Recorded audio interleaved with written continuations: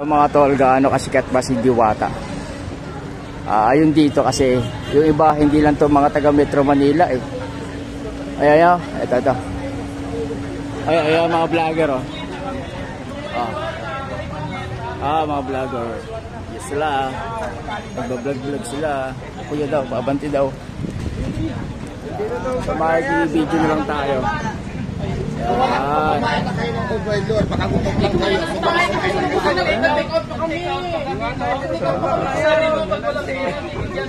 Kasi feeling ko pag nakakain na kayo, babalik na kayo sa kapinuan. Ayun, gutom lang yan.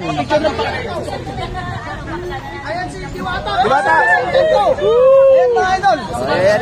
Ayan na, kausap niya si Encanto.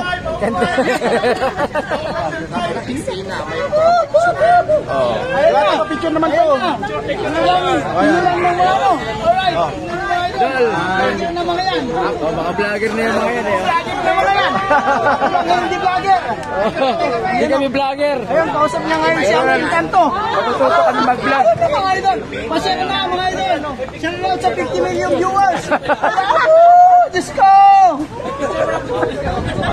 Wala lang signal dito eh. Ano naman signal? Ayan, nag-ano ka. Nawawala signal eh.